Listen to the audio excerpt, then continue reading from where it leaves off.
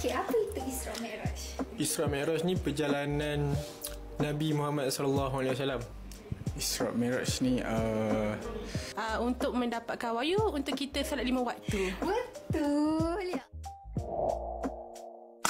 Sempena Isra Mi'raj ni, kita nak tanya tim, tahu ke tak apa yang berlaku pada peristiwa ni? Jom. Mari sini. Okey, apa itu Isra Mi'raj? Isra Mi'raj ni perjalanan Nabi Muhammad SAW. Ya, okey. Secara mudahnya, perjalanan Nabi daripada Ketua Mekah ke beberapa tempat lah, antara Madinah, Masjid Al-Aqsa, dan naik ke langit dan mendapat, orang kata apa, anugerah tu besar lah untuk umat Islam ni, iaitu solat. Berjaya, nasib baik lulus. Kalau tak kantoi tak tahu. Okey, terima kasih. Jom kita terjah lagi belah sana pula. Okey, jom kita tanya bilik ni pula. Assalamualaikum. Kita nak tanya, apa yang Ain tahu pasal peristiwa Isra Mi'raj?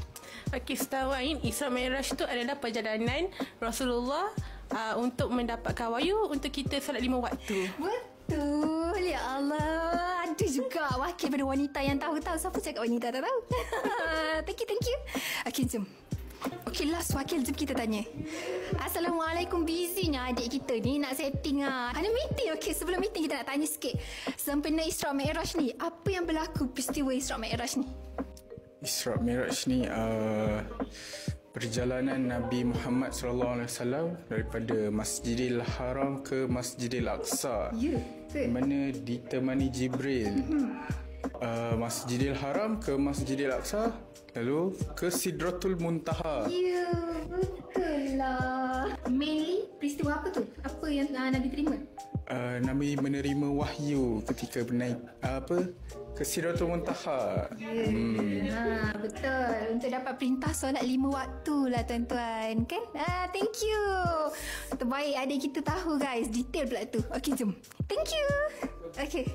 Okey, secara ringkasnya, peristiwa Isra Mi'raj ini adalah perjalanan baginda Nabi Muhammad SAW untuk menerima perintah daripada Allah Subhanahu Wa Taala untuk umat Islam menunaikan solat 5 waktu daripada 50 kali sehari dikurangkan sehingga 5 kali sehari. Tapi, mari sini.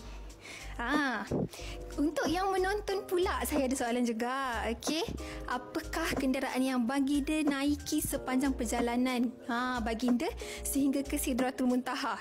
Okey, komen paling tepat, paling laju, kita akan bagi yang ini. Ya, kita akan bagi frame Allah dan juga Muhammad secara percuma sahaja. Komen paling laju, komen kat bawah sekarang.